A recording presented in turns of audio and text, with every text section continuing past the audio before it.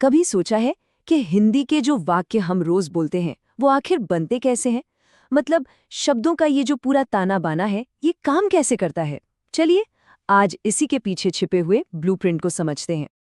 जरा सोचिए, जब हम कोई वाक्य बोलते हैं तो उसमें हर शब्द को ये कैसे पता चलता है कि उसका रोल क्या है ना कमाल की बात।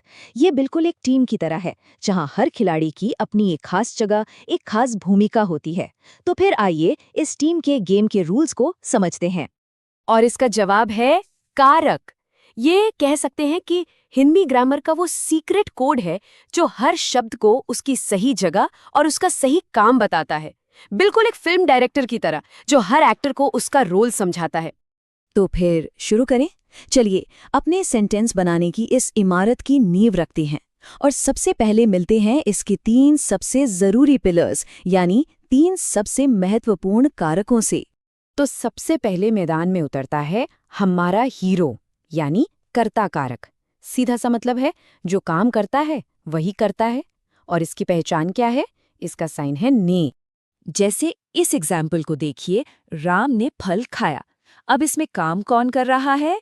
बिल्कुल सही, राम। तो राम ने हो गया हमारा कर्ता कारक। अच्छा, हीरो तो आ गया, पर एक्शन किस पर हो रहा है? यहीं पर आता है कर्म कारक, यानी जिस पर काम का सीधा सीधा असर पड़ता है, और इसका पहचान चिन्ह है को। इस सेंटेंस को देखिए, राम ने सीता को बुलाया। अब यहाँ बुलाने का जो एक्शन है उसका असर किस पर पड़ रहा है? सीता पर। तो सीता को यहाँ पर कर्म कारक है। सिंपल। ओके, तो तीसरा पिलर है करण कारक। ये हमें बताता है कि भाई काम तो हुआ, पर हुआ किस चीज से, किस औजार या किस माध्यम से। इसका साइन है से। जैसे राम ने चाकू से फल काटा, यहाँ फल काटने का काम किससे हुआ? चाकू से। तो ये जो चाकू से है यही है हमारा करण कारक। एकदम साफ है। तो हमारे सेंटेंस की नींव तो तैयार हो गई।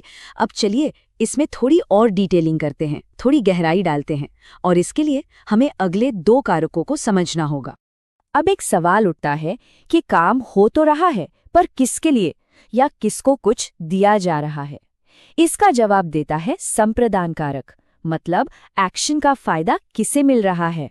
इस एग्जाम्पल में देखिए, राम ने सीता को उपहार दिया। यहाँ देने का काम हो रहा है और उपहार किसे मिल रहा है? सीता को। तो यहाँ सीता को संप्रदान कारक है। अब आते हैं अलगाव पर, यानी सेपरेशन पर। अपादान कारक हमें यही बताता है कि जब कोई एक चीज किसी दूसरी चीज से अलग होती है। और मजे की बात यह है कि इसका चिन्ह भी से ही है। जैसे कि पेड़ से पत्ते गिरे, यहाँ पर क्या हो रहा है? पत्ते पेड़ से अलग हो रहे हैं, जुदा हो रहे हैं। तो ये जो सेपरेशन दिखाने वाला पेड़ से है, यही अपादान कारक है। तो यहाँ एक बहुत जरूरी बात है, कंफ्यूज नहीं होना है। से का इस्तेमाल 2 जगह हो रहा है।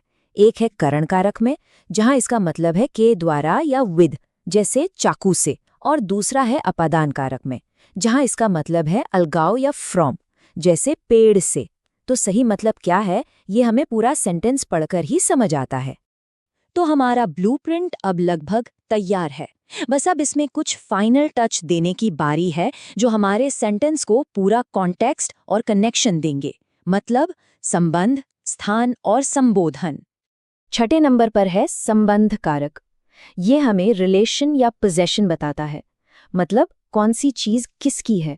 जैसे इंग्लिश में हम कहते हैं राम्स हाउस, हिंदी में कहते हैं राम का घर। तो ये जो का, की, के हैं, यही रिलेशन दिखाते हैं। अब अगर सवाल ये है कि एक्शन हो कहाँ रहा है, वेयर, तो इसका जवाब है अधिकरण कारक के पास। ये हमें एक्शन की लोकेशन, उसका बेस बताता है। इसके साइन है में और पर। और लिस्ट में सबसे आखिर में है संबोधन कारक। ये तो बहुत आसान है। जब भी किसी को पुकारना हो या एड्रेस करना हो तब इसका इस्तेमाल होता है, जैसे हे राम, अरे भाई। तो लीजिए, ये रहा हमारे सामने हिंदी वाक्यों का पूरा ब्लूप्रिंट, कर्ता से शुरू होकर संबोधन तक। ये हैं वो 8 कारक जो वाक्यों को मतलब देते हैं। पर सवाल ये है कि इन्हें इसी ऑर्डर में याद कैसे रखा जाए। चिंता की कोई बात नहीं, इसका भी एक जुगाड़ है, एक मास्टर की है। बस हर कारक का पहला अक्षर याद रखना है। क क क स अ स स स। है ना आसान? तो अब ये मास्टर की हाथ में है और वाक्यों का पूरा ब्लूप्रिंट भी समझ आ गया है। अब हिंदी का कोई भी वाक्य सिर्फ शब्दों का झुंड नहीं लगेगा, बल्कि उसकी छिपी हुई बनावट, उसका पूरा स्ट्रक्चर साफ साफ नजर आएगा। अगली बार जब भी कुछ पढ़ें या सुनें तो उसमें इन कारकों को पहचानने की कोशिश जरूर कीजिएगा।